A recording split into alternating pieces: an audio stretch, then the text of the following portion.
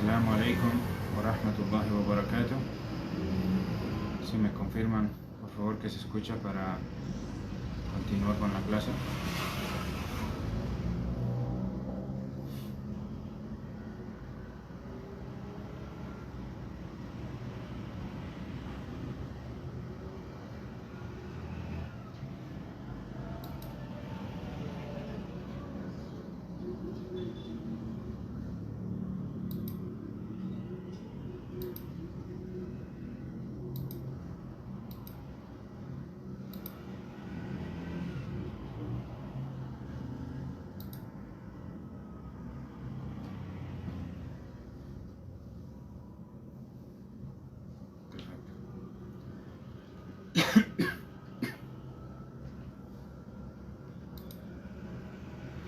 بسم الله الرحمن الرحيم والصلاة والسلام على أشرف الأنبياء والمرسلين نبينا وحبيبنا محمد صلوات الله وسلامه عليه وعلى آله وصحبه وعلى ذريته ومن تبعهم بإحسان إلى يوم الدين.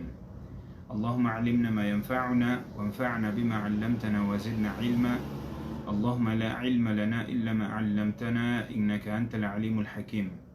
En el nombre de Allah, el misericordioso, el compasivo, que la paz y las bendiciones de Allah sean con el profeta Muhammad sallallahu alayhi wa sallam, con su familia, con sus compañeros y con todo aquel que siga su camino hasta el día del juicio final.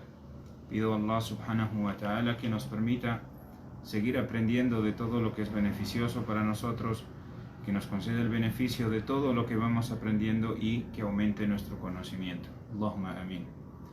Hermanos, bienvenidos todos y cada uno de ustedes, bienvenidos de vuelta una vez más a continuar con nuestra serie de estudios islámicos, a nuestro curso de estudios islámicos. Volvemos a retomar las clases después de una pausa a causa de un viaje que tuve, ¿sí? Alhamdulillah, podemos continuar con la clase. El día de hoy nos toca hablar sobre la materia del fiqh, sobre la jurisprudencia. Hemos hablado en nuestras clases anteriores sobre usulul hadith, sobre usulul fiqh, sobre hadith en sí mismo, sobre el Corán, sobre las distintas ramas, y hoy nos toca hablar un primer tema de lo que es el fiqh como tal, la jurisprudencia islámica. El día de hoy, hermanos, nos toca hablar del concepto del tahara. Hoy vamos a aprender algo del tahara o de la tahara, ¿sí? La purificación. Cuando nosotros hablamos de la tahara, la palabra tahara literalmente en árabe significa pureza. Literalmente en la lengua árabe, cuando a algo se le califica como tahir, es decir, de tahara, significa que está puro, que mantiene su pureza, que está purificado. Entonces, eso es en el sentido lingüístico de la palabra en la lengua árabe, ¿sí? Sin embargo, islámicamente la palabra tahara hace referencia a un estado de purificación, ¿sí? Lingüísticamente tahara es pureza, pero islámicamente, recuerden que cada vez que aprendemos una palabra nueva, entendemos cuál es su significado en la lengua árabe y cuál es su significado en el Islam, así como ya hemos dado muchos ejemplos anteriormente, ¿sí? Entonces, repito una vez más, tahara lingüísticamente significa pureza. Islámicamente se refiere a un estado de purificación que debe tener el musulmán para realizar ciertos actos de adoración. La tahara en el Islam se refiere al estado de purificación que debe tener todo musulmán para realizar ciertos actos de adoración, ¿sí? aunque los distintos actos de tahara pueden hacernos físicamente limpios. El verdadero propósito de la tahara, vamos a llamarle de la purificación, es precisamente la purificación espiritual. Entonces, cuando nosotros realizamos el lavado, aparentemente es solo una purificación física. Sin embargo, el propósito real de la tahara es purificarnos espiritualmente, entrar en un estado de purificación para, con ese estado de purificación, poder realizar ciertos actos de adoración, como lo es el salat, como lo es la recitación del Corán, tocar el Corán, como lo es realizar el tawaf, ¿sí? Entonces, cuando nosotros estamos en el estado de tahara, nos estamos preparando espiritualmente para adorar a nuestro Señor. Cada vez que nosotros entramos en el estado de tahara, estamos preparándonos espiritualmente para adorar a Allah subhanahu wa ta'ala. Allah alabado sea. Bien, si ya sabemos entonces que el tahara es el estado de purificación, entonces nos toca ahora entender qué cosas anulan ese estado de purificación. Sabemos que el estado de purificación es un requerimiento, es una condición para que nosotros podamos cumplir con ciertos actos de adoración. Perfecto. ¿Qué anula esos actos qué anula ese estado de purificación? Ahora voy a mencionar de manera breve los asuntos que anulan ese estado de purificación. Número 1, las flatulencias, ¿sí? Los gases. Se menciona que Abbad ibn Tamim radiyallahu anh dijo: mi tío le preguntó al mensajero de Allah sallallahu alayhi wa sallam sobre la situación de una persona que tenía dudas sobre algo que le había pasado durante su oración, ¿sí? Anulando su ablución, anulando su purificación. Entonces, esta persona tenía dudas.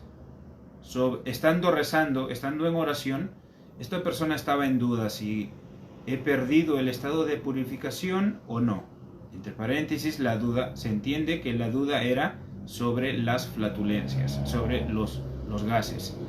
Entonces, en base a esta duda, fue donde el profeta sallallahu alaihi wasallam, Abbad ibn Tamim dice, mi tío fue y le preguntó al profeta sallallahu alaihi wasallam sobre esta duda, sobre la duda de si había perdido la ablución durante la oración.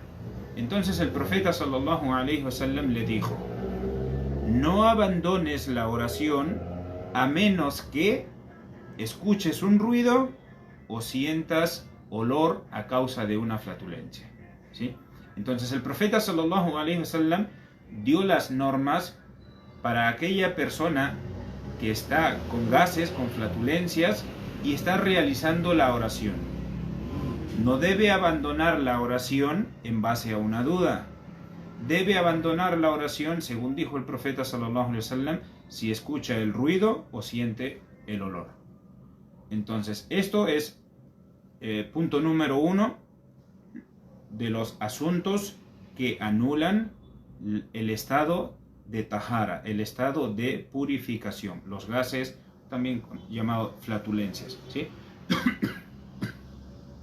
Punto número 2, orinar. Orinar anula el estado de tahara, ¿sí? No necesita mayor explicación.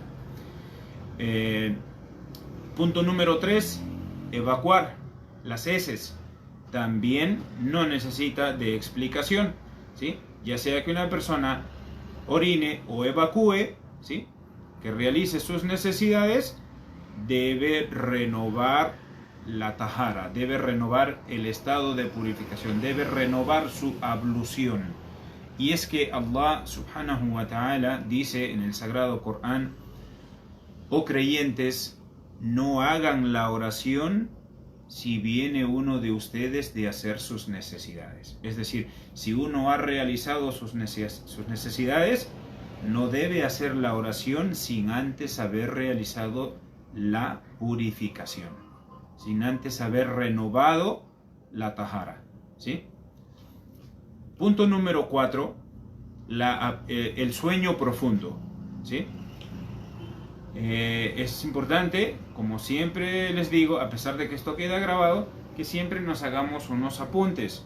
Punto número 1, de los asuntos que anulan el estado de tahara. Punto número 1, las flatulencias, los gases. Punto número 2, la orina. Punto número 3, evacuar, heces. Punto número 4, el sueño, pero el sueño profundo, ¿sí? Safwan ibn Asal dijo: el profeta sallallahu alayhi wasallam nos dijo que cuando estemos de viaje no es necesario sacar nuestras medias de cuero. No es necesario que nos saquemos nuestras medias de cuero durante 3 días y 3 noches, o durante 3 días y sus noches, para hacer el wudú, ¿sí? Para hacer el wudú. Safwan dice: el profeta sallallahu alayhi wasallam nos dijo que cuando estemos de viaje no es necesario que nos quitemos nuestras medias de cuero, esos los llamados en árabe los khuf. Algunos de ustedes, o tal vez todos, han visto que hay hermanos que utilizan unos calcetines de cuero, que estos eran los que utilizaban el profeta sallallahu alayhi wasallam y sus compañeros. Claro está, hoy en día son más elaborados, vienen con cierre y esto, ¿sí? Estos calcetines de cuero, a estos hace referencia Safwan, ¿sí? Por extensión, la Sharia también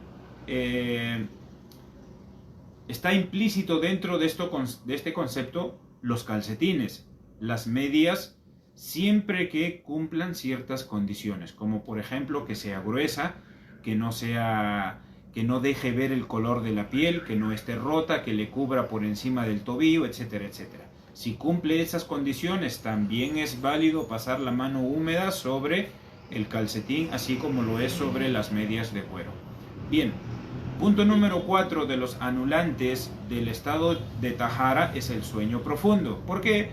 Porque Safwan menciona que el profeta sallallahu alayhi wasallam dijo, o menciona que el profeta sallallahu alayhi wasallam nos dijo, él está en el grupo que iba de viaje y dice: no, el mensajero de Allah sallallahu alaihi wasallam nos dijo que cuando estemos de viaje no es necesario sacar nuestras medias de cuero durante 3 días y sus noches para hacer el wudú. No es necesario, a causa de la orina, o por evacuar, o dormir.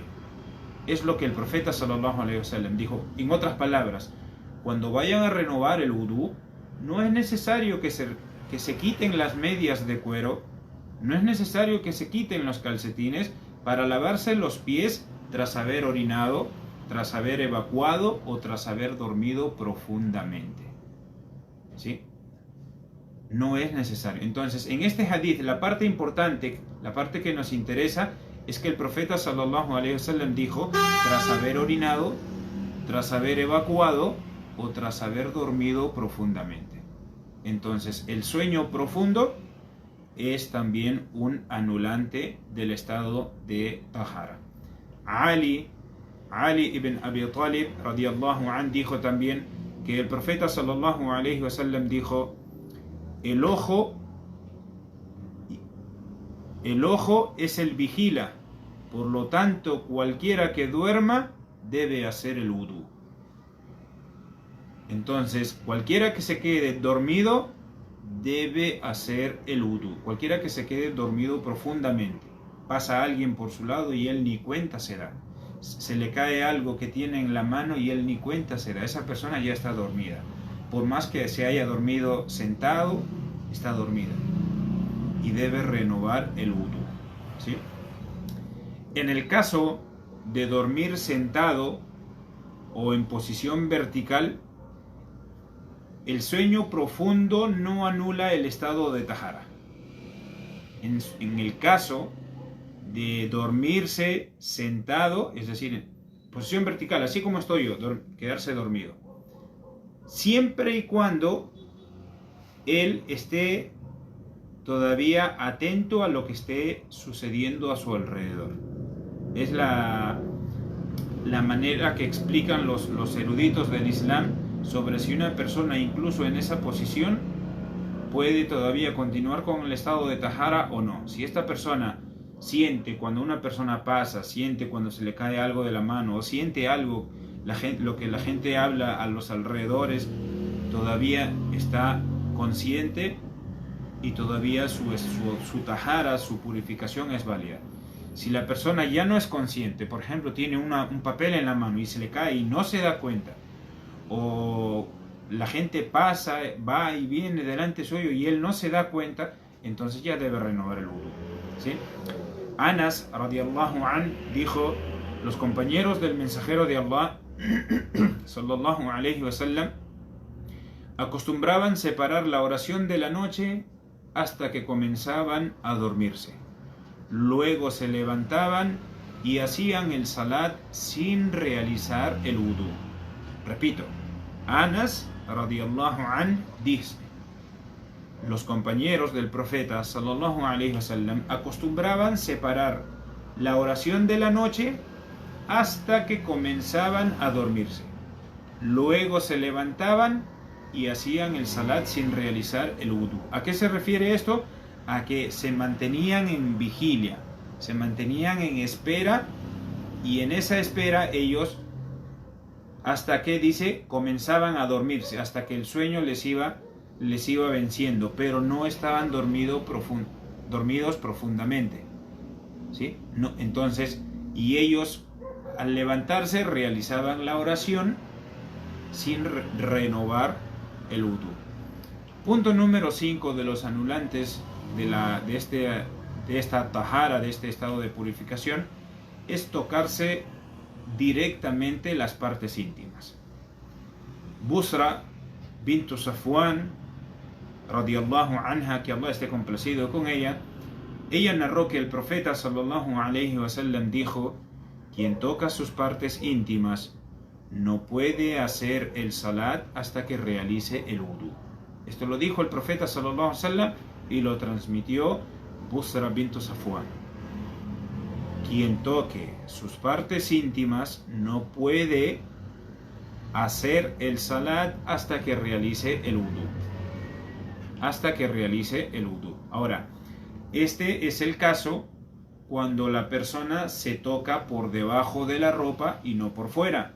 Es decir, cuando se toca las partes íntimas de manera directa, cuando no hay nada entre la piel de la mano y la piel de las partes íntimas, ninguna barrera, ¿sí? Porque cuando la persona se toca con alguna barrera de por medio, con la tela, por el bolsillo, etcétera, etcétera, entonces no ha tocado directamente sus partes íntimas y por ende no anuló su estado de tahara, ¿sí? Abu Huraira radiyallahu an, él relató que en una ocasión escuchó al profeta sallallahu alayhi wa sallam decir lo siguiente: quien toca sus partes íntimas con su mano sin ninguna separación entre ellas, es decir, sin ninguna barrera, sin ningún guante, sin ninguna tela, sin ningún bolsillo de por medio, sin ninguna barrera, dijo, debe hacer el wudu.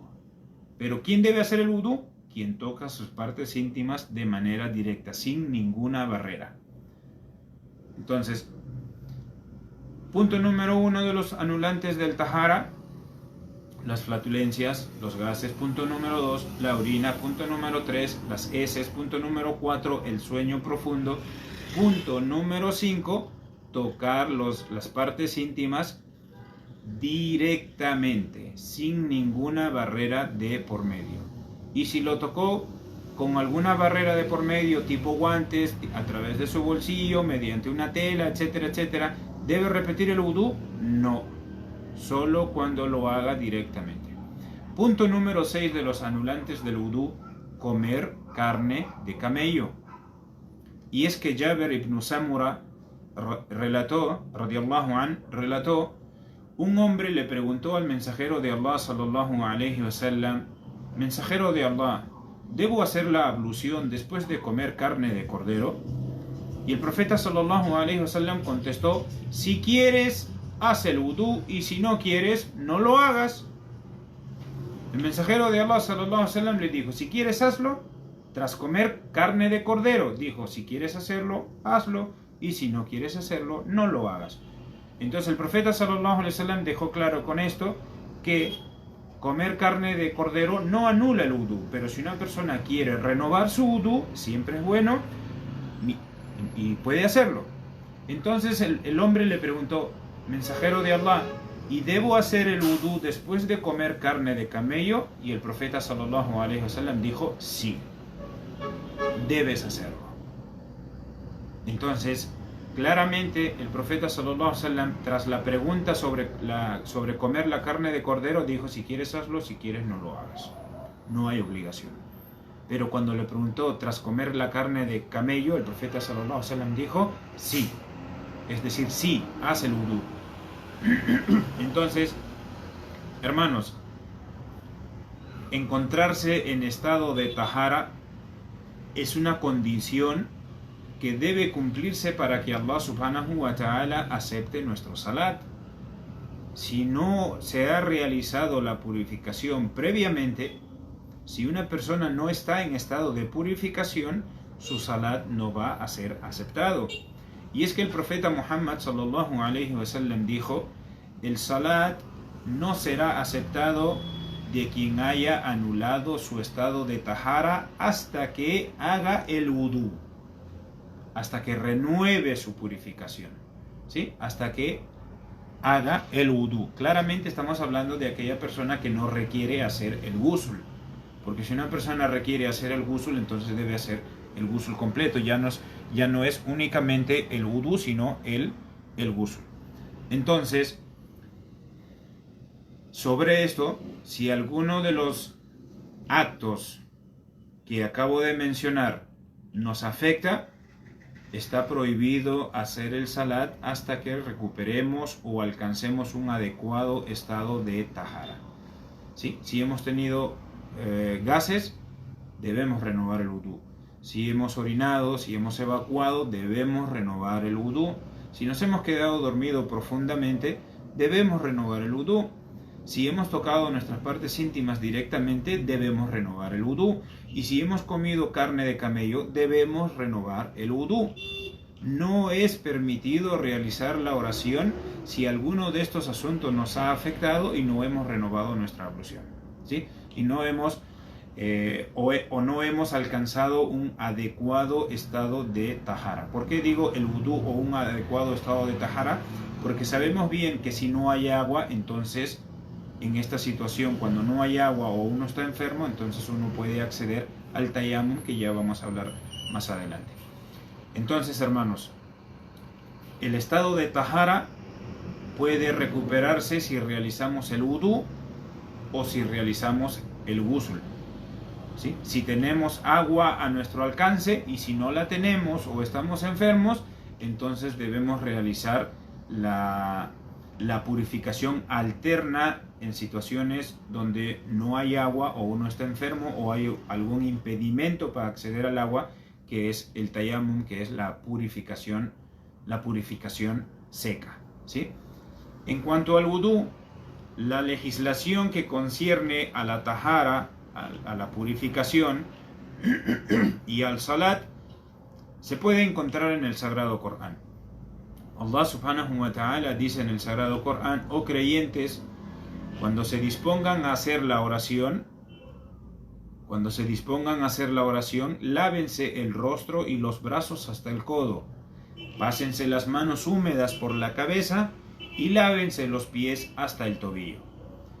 Esto es lo que Allah subhanahu wa ta'ala ordena. Dice: cuando se dispongan a hacer la oración, lávense el rostro, lo cual incluye la boca y la nariz, y los brazos hasta el codo, lo cual incluye obviamente las manos hasta el codo, y pásense las manos húmedas por la cabeza y lávense los pies hasta los tobillos.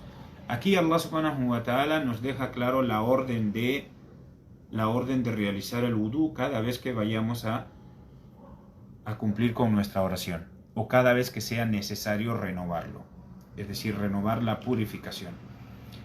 Bien, junto a esta purificación existe un asunto importante que es la niyya, la intención. Y es que el profeta Muhammad sallallahu alaihi wasallam dijo: "Innama al-a'malu bin-niyat wa innama likulli imri'in ma nawa", que significa: las obras son juzgadas por sus intenciones y todo hombre, es decir, toda persona, recibirá de acuerdo con sus intenciones. Por eso al final del hadith el profeta sallallahu alaihi wasallam dijo: Man kana hijratuhu lillahi wa rasulihi fa hijratuhu lillahi wa rasulihi wa man kanat hijratuhu lidunya yusibuha aw imra'atin yankihuha fa hijratuhu ila ma hajara ilayhi, que significa: y quien haya emigrado por la causa de Allah, se le anotará una emigración por la causa de Allah. Por Allah y su mensajero, se le anotará por Allah y su mensajero. Pero quien haya emigrado por un asunto mundano o por casarse con una mujer, se le registrará una emigración para aquello para lo cual emigró, ¿sí? Entonces, hermanos, la niyya, la intención, es importantísima en nuestros actos de adoración, ¿sí? De este hadith del que acabo de mencionar, del hadith de la intención, podemos deducir que las buenas acciones que no están hechas con la intención correcta no van a ser contadas a nuestro favor el día del juicio final. Por eso es importantísimo, hermanos, que antes de realizar una buena acción, de realizar un acto de adoración, tengamos presente nuestra intención. Que renovemos nuestra intención, que tengamos claro que es por complacer a Allah subhanahu wa ta'ala, pues si esta intención no acompaña al acto, por más bueno que sea, por más virtuoso que sea, entonces simplemente van a ser buenos actos que no van a tener no van a ser contadas a nuestro favor el día del juicio final. Entonces es importante la intención, es importante, repito una vez más, la intención, ¿sí? Entonces, y cuando digo que es importante, recuerden que es importante que al renovar nuestra intención tengamos claro que debemos hacerlo por lograr, es decir, con la finalidad, con el objetivo, con la intención de lograr la complacencia de Allah subhanahu wa ta'ala y su recuerdo, ¿sí? Cada vez que yo haga un buen acto, debo hacerlo con la intención de lograr la complacencia de Allah subhanahu wa ta'ala, ¿sí? Si nosotros no tenemos cuidado con este asunto importantísimo, entonces lo que vamos a hacer es terminar echando a perder todas nuestras acciones. Una persona puede, solo por el hecho, quiero dar el ejemplo de manera clara. Una persona, si no tiene cuidado con este asunto de la intención, puede estar condenándose a sí mismo a la perdición. Y un buen acto que está realizando, que debería ir acompañado de la intención de buscar la complacencia de Allah, terminará haciéndolo buscando la complacencia de sus padres, de sus maestros, de sus jefes o de cualquier persona. Lo hago porque mi jefe me está viendo, lo hago porque mis padres me están viendo, lo hago porque mi profesor me está viendo, etcétera, etcétera. Y al final o lo hago por conseguir un beneficio o por librarme de un perjuicio. Pero no lo estoy haciendo por complacer a Allah subhanahu wa ta'ala. En ese caso, lo que está haciendo la persona, por más bueno que sea su acto, es condenarse a sí mismo a la perdición. Y eso, hermanos, hay que tener claro también otro asunto relacionado a la intención. Eso termina siendo considerado una forma de shirk oculto, una forma de idolatría oculta, dedicando nuestros actos de adoración a otro en vez de Allah subhanahu wa ta'ala. Se menciona que el mensajero de Allah sallallahu alayhi wa sallam dijo también en una ocasión: el salat sin el wudú no es válido, y el wudú sin mencionar el nombre de Allah tampoco es válido. Es decir, sin tener presente a Allah subhanahu wa ta'ala no es válido.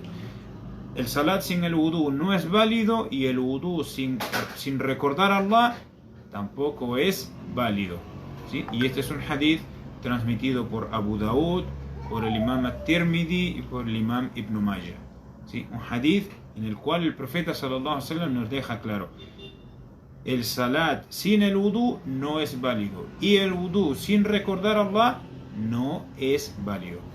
Así que, hermanos, debemos empezar este acto de adoración, el wudú, mencionando el nombre de Allah subhanahu wa ta'ala, para así poder lograr las bendiciones que ese bello acto, que ese acto de purificación contiene. Solo así, solo teniendo nuestra intención clara, solo recordando a Allah subhanahu wa ta'ala, teniéndolo presente, vamos a poder lograr las bendiciones. Si no, el wudú pasa de ser un acto de adoración a un simple lavado común y corriente, en el que uno se está lavando la cara, las manos, los brazos y los pies, y ya está. Y no es ningún acto de adoración, sino un lavado cualquiera.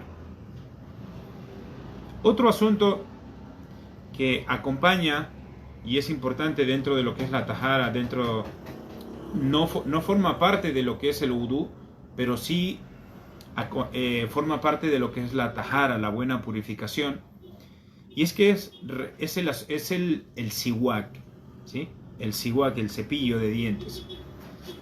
Es recomendable que cepillemos nuestros dientes antes o después del wudú, ¿sí? Si posteriormente nosotros vamos a realizar el salat. Recuerden que el siwak, entre sus beneficios está mantener fresco el aliento, limpiar los dientes, para que de esa manera el orante no termine molestando a los demás orantes con su aliento. Entonces esto no forma parte del wudú como tal, pero sí es recomendable, tal como lo hacía el profeta sallallahu alaihi wasallam, utilizar el siwak antes del wudú o después del wudú, siempre que vayamos a rezar, siempre que después de realizar el wudú vayamos a realizar la oración, ¿sí? Abu Huraira radiyallahu an, él también mencionó que el profeta sallallahu alaihi wasallam dijo en una ocasión: si no fuera, fíjense la importancia del siwak, el profeta sallallahu alaihi wasallam dijo, según narró Abu Huraira: si no fuera que temo sobrecargar a los creyentes, les hubiese ordenado utilizar el siwak antes de cada salat. Fíjense, el profeta sallallahu alaihi wasallam diciendo: si no fuese porque temo que piensen que esto es un asunto obligatorio, si no fuese porque temo sobrecargar a mi nación, les habría ordenado que utilicen el siwak antes de cada oración. Entonces, el propósito principal de utilizar el siwak es guardar nuestro aliento fresco, es conservar la frescura del aliento. ¿Para qué? Repito, para que no causemos molestias a aquellas personas que están rezando a nuestro lado, y también porque es beneficioso para nuestros dientes, ¿sí? Eso también está claro. Entonces, hermanos, hemos entendido ya que el tahara es el estado de purificación, literalmente significa pureza, mientras que islámicamente es el estado de purificación que debe alcanzar un musulmán para poder realizar ciertos actos de adoración. Hemos aprendido también que hay asuntos que anulan esta purificación, como ya lo hemos dicho, las flatulencias, la orina, los gases, quedarse dormido profundamente, tocar las partes privadas, etcétera, etcétera, ¿sí? Ya lo pueden revisar aquí en los videos, lo pueden revisar en el texto que he compartido también en el grupo. Hemos también aprendido que la intención es algo que debe acompañar a la realización del wudú, así como para cualquier acto de adoración. Pues el profeta sallallahu alaihi wasallam, y nos vamos a quedar con este hadith pequeño en el cual dijo: no es válido el salat sin el wudú, y tampoco es válido el wudú sin que se mencione el nombre de Allah subhanahu wa ta'ala. ¿Dónde está legislado el wudú? En el sagrado Corán y en la Sunna. Está fundamentado tanto por el Corán como por la Sunna. La intención, el siwak, ¿qué tan importante es el asunto del siwak? Tan importante que el profeta sallallahu alaihi wasallam dijo: se los hubiese ordenado si no es porque temía sobrecargar a mi nación. Entonces, el wudú como tal, ¿cómo se realiza el wudú? Antes ya hemos compartido un video de cómo se realiza el wudú, ¿sí? Pero vamos a repetirlo una vez más. Umran radiyallahu an relató: Uthman radiyallahu an, Uthman ibn Affan, pidió agua para realizar el wudú y se lavó las manos hasta las muñecas. Se lavó las manos hasta las muñecas. Y luego de lavarse las manos hasta las muñecas, con la mano derecha llena de agua, la llevó hasta su boca y la enjuagó. Umran está narrando paso a paso el wudú que vio hacer a Uthman radiyallahu anh. Dice: se lavó las manos 3 veces, luego con su mano derecha la llenó de agua y la llevó a su boca y la enjuagó, e hizo eso 3 veces. Luego aspiró con la nariz el agua que tenía en su mano derecha y la expulsó con la ayuda de su mano izquierda, ¿sí? Llevó agua a su nariz y la expulsó con la ayuda de su mano izquierda. También realizó esto 3 veces. Entonces, se lavó las manos 3 veces, se lavó las manos 3 veces, se enjuagó la boca 3 veces, se llevó agua con la mano derecha y aspiró la nariz 3 veces y limpió con ayuda de su mano izquierda 3 veces. Después llenó con agua ambas manos y lavó su cara 3 veces. Y cuando dice su cara es desde el inicio del cabello hasta debajo de la barba y desde el oído hasta el otro oído, de la oreja hasta la otra oreja, ¿sí? Es así como lo hizo. Luego lavó su brazo derecho hasta el codo 3 veces y de la misma forma su brazo izquierdo 3 veces. Luego mojó, dice mojó, no llevó agua. Luego mojó sus manos y las pasó así húmedas por su cabeza, hacia atrás y hacia adelante, ¿sí? Luego lavó sus oídos. Luego se lavó el pie derecho hasta el tobillo 3 veces y lo mismo hizo con el pie izquierdo. E inmediatamente después dijo Uthman: vi al mensajero de Allah sallallahu alaihi wasallam realizar el wudú del mismo modo en que yo lo hice. Entonces, así es que el profeta sallallahu alaihi wasallam realizó el wudú, ¿sí? Abdullah ibn Zayd dijo en una ocasión: el profeta sallallahu alaihi wasallam enjuagó su boca y aspiró agua con la nariz de la palma de su mano y lo hizo 3 veces. Bien, esta es la otra versión, la otra narración, en la cual se menciona, en la primera narración se menciona que el profeta sallallahu alaihi wasallam tomó agua y se enjuagó la boca 3 veces. Y luego tomó agua y aspiró con su nariz 3 veces y la limpió con la mano izquierda 3 veces. Esa es la primera y está correcta. Hay otra versión, está la otra narración, el otro hadith, en el cual se menciona que el profeta sallallahu alaihi wasallam hizo lo siguiente: cogió agua con la mano derecha y enjuagó la boca y a la misma vez llevó agua a la nariz, es decir, hizo esto y limpió, enjuagó la boca, botó el agua y limpió la nariz. Ambas, enjuagó la boca y limpió la nariz 3 veces con una sola toma de agua, es decir, una limpió, 2, sí, ambas formas son correctas. En cuanto a humedecerse la cabeza, toda la cabeza debe humedecerse con el agua que queda en las manos, ¿sí? Con el agua que queda en las manos o con agua fresca, ¿sí? Describiendo así el vudú el vudú del profeta. Algunos compañeros dijeron lo siguiente: humedeció sus manos con agua fresca. Es decir, los sahaba, los compañeros del profeta sallallahu alaihi wasallam, están refiriéndose a cómo el profeta hizo el vudú. Están explicando paso a paso y cuando llegaron a la parte en la que mencionan humedecer la cabeza, dijeron: humedeció sus manos con agua fresca, no con el agua que quedó por lavarse las manos. Y otras veces, dijeron, y otras veces el profeta humedeció su cabeza con agua que quedó en sus manos. Entonces, son correctos, ¿sí?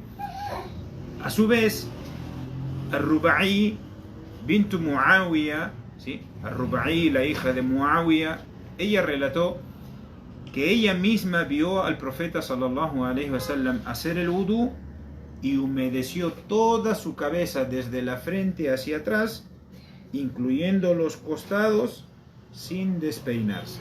Así vio que hizo el profeta sallallahu alaihi wasallam. Sin embargo, por otro lado, Al-Miqdam ibn Madikarib dijo: vi al mensajero de Allah sallallahu alaihi wasallam hacer el wudú, y cuando llegó a humedecer su cabeza, puso sus palmas en la frente de su cabeza y las movió para atrás hasta la nuca y volvió hacia donde había comenzado.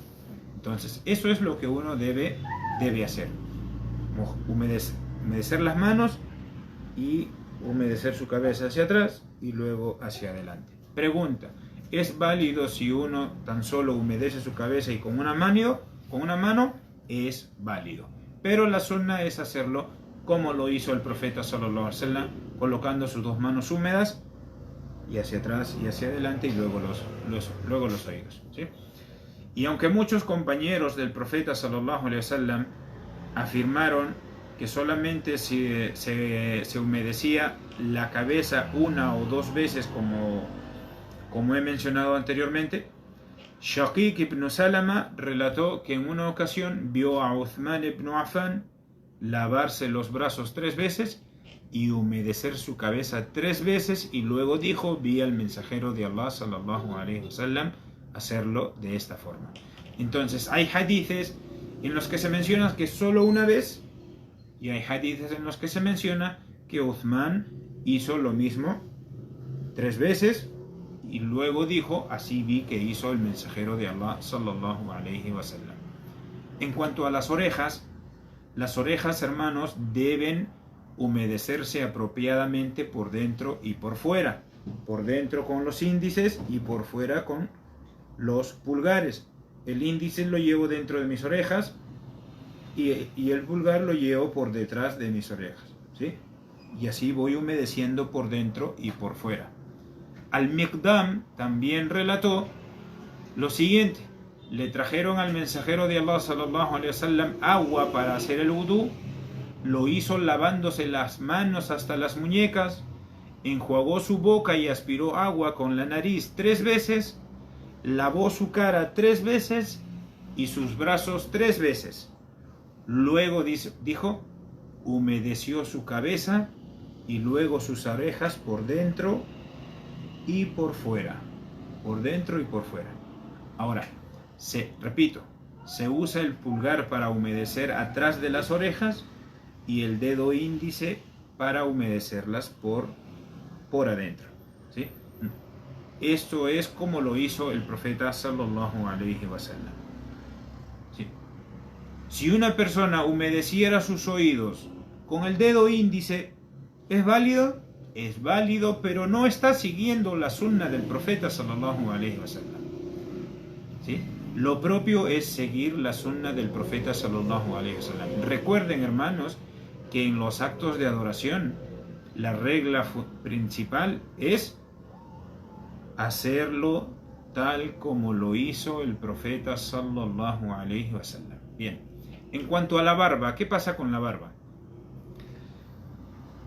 Anas ibn Malik radiyallahu an dijo: cuando el mensajero de Allah sallallahu alaihi wasallam hizo el wudú, puso una mano llena de agua debajo de su barba y pasó sus dedos por su barba y dijo: esto es como mi Señor, el más grande y glorioso, me ha ordenado. Repito una vez más. Anas ibn Malik, él menciona: cuando el mensajero de Allah sallallahu alaihi wasallam hizo el wudú, puso una mano llena de agua debajo de su barba. Trajo su mano y la llena de agua y la puso debajo de su barba y pasó sus dedos por su barba, así, con sus dedos metiéndole entre su barba, y dijo: esto es como mi Señor, el más grande y glorioso, Allah Azza wa Jalla, me ha ordenado. ¿Sí? En cuanto al número de veces que se debe hacer en el wudú, varias partes del cuerpo, hermanos, deben lavarse 1, 2 o hasta 3 veces. ¿Sí? Sin embargo, lo máximo es 3 veces. Si una persona se lava una vez, de hecho hay partes del cuerpo que se deben lavar una sola vez, como humedecer la cabeza o los oídos una sola vez. Puede hacerse 2, puede hacerse hasta 3, pero lo máximo es 3, no debe hacerse más. ¿Sí? A menos que descubra que hay una parte seca. La persona se lavó 3 veces el brazo, 3 veces, y ya. Después de la tercera vez ve que hay una parte seca, entonces por humedecerla, lavarla, ¿sí? Y asegurarse de que queda mojado todo hasta la parte más chiquita, que se debe lavar desde la punta de los dedos hasta encima de los codos. En cuanto a cuando me estoy refiriendo a los brazos, ¿sí? Si es la cara, debe asegurarse de mojar toda la cara, de lavar toda la cara. Si es los pies, debe asegurarse desde la punta de los pies hasta encima de los tobillos y entre los dedos, ¿sí? Debe asegurarse, ¿sí? Abdullah ibn Abbas dijo también: el profeta sallallahu alaihi wasallam hizo el wudú lavándose una vez las partes del cuerpo, una vez. Mientras que en otro hadith menciona, Abdullah ibn Zayd dijo: el profeta sallallahu alaihi wasallam hizo el wudú lavándose 2 veces las partes del cuerpo. Y por otro lado, Amr ibn Shu'aib citó a su padre Shu'aib, y de su abuelo, que dijo: un hombre vino a ver al profeta sallallahu alaihi wasallam y le preguntó: Ya Rasulallah, oh mensajero de Allah, ¿cómo debe realizarse el wudú? Y el profeta sallallahu alaihi wasallam pidió un recipiente con agua y lavó sus manos hasta las muñecas 3 veces, su rostro 3 veces y sus antebrazos 3 veces. Cuando digo su rostro, está incluido la boca y la nariz, ¿sí? Y sus antebrazos 3 veces.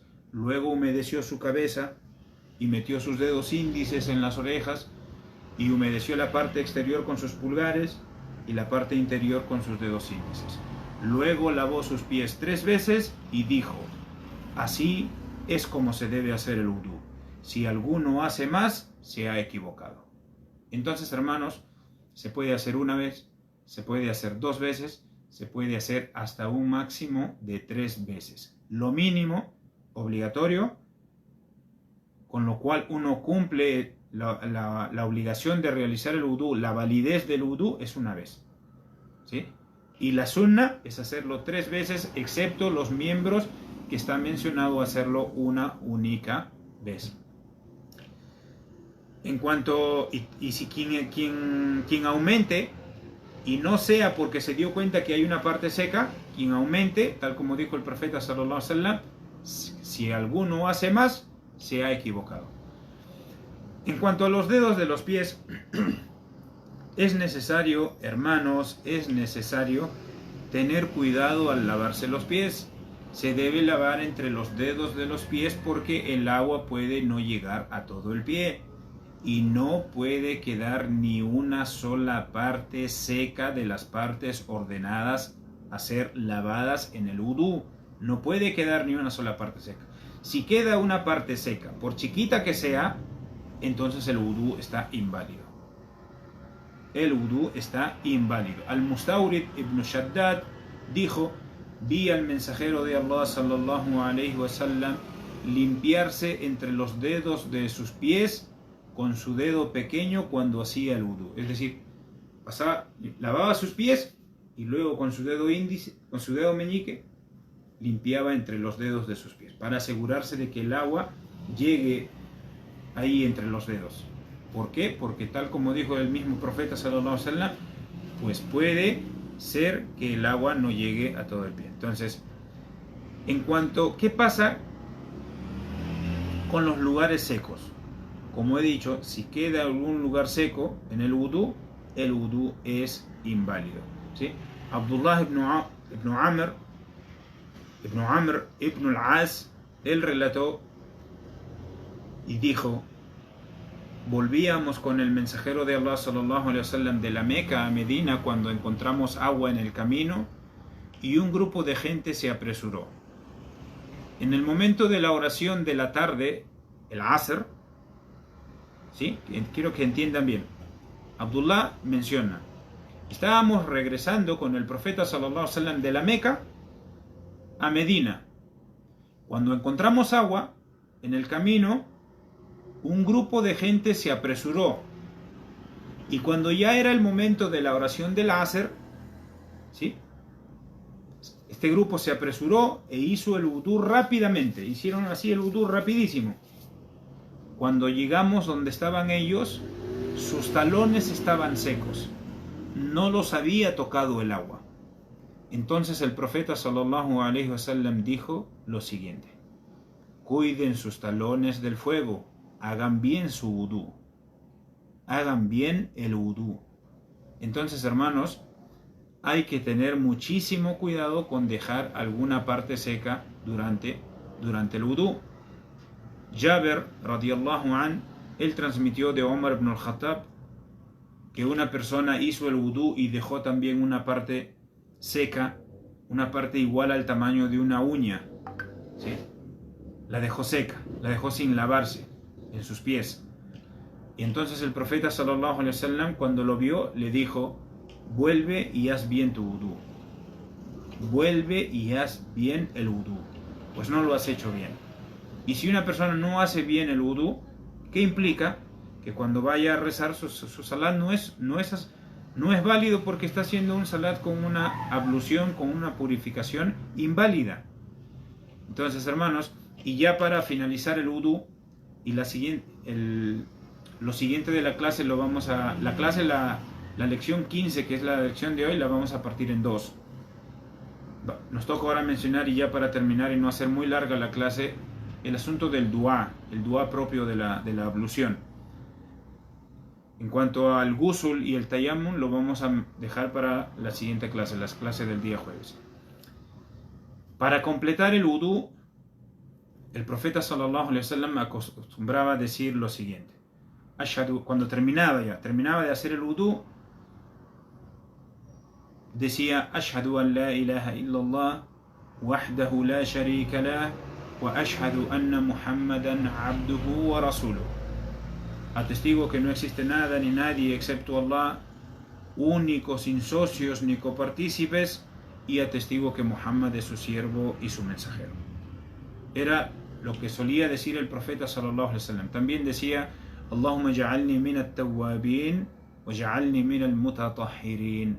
Oh Allah, hazme de aquellos que se arrepienten constantemente y cuéntame entre aquellos que se purifican, ¿sí? Entonces el profeta sallallahu alaihi wasallam dijo quien pronuncie este dua, el de Ashhadu an la ilaha illallah wahdahu la sharika la wa ashhadu anna Muhammadan abduhu wa rasuluh, quien pronuncie este dua, las 8 puertas del paraíso se le abrirán y podrá entrar por la que él quiera. Entonces, fíjense hermanos la importancia de cumplir con la sunna como el profeta sallallahu alaihi wasallam nos lo enseñó, y la importancia de tener la intención. Fíjense, si uno pone la intención en el acto de adoración, en el acto bueno, en el acto virtuoso, y lo hace como el profeta sallallahu alaihi wasallam lo hizo, las 8 puertas del paraíso se le abrirán y podrá entrar al paraíso por donde quiera. Pero si uno simplemente lo hace y su intención es cualquier otra, está echando a perder toda su buena acción, ¿sí? Y asimismo dijo: Allahumma ja'alni min at-tawwabin wa ja'alni min al-mutatahhirin. O Allah, haz que esté entre los que se arrepienten constantemente y entre los que se purifican, ¿sí? Hermanos y hermanas, hasta aquí llegamos con la clase del día de hoy. Inshallah, la segunda parte de la clase la vamos a tener para el día jueves, donde vamos a mencionar un poquito más de los temas del dua, el ghusl, cómo se realiza el ghusl, cuáles son las normas, cuándo se debe realizar el ghusl, y también cuándo se puede acceder al tayammum, ¿sí? Barakallahu fikum, hermanos y hermanas, wa jazakumullahu khairan, wassalamu alaikum wa rahmatullahi wa barakatuh. Si tienen algunas preguntas, como siempre les digo, pueden dejarlas en los comentarios e inshallah las vamos respondiendo, ¿sí? Porque hasta este momento no he visto ninguna pregunta. Barakallahu fikum, hermanos. Subhanakallahumma wa bihamdik, ashhadu an la ilaha illa anta, nastaghfiruka wa natubu ilayk.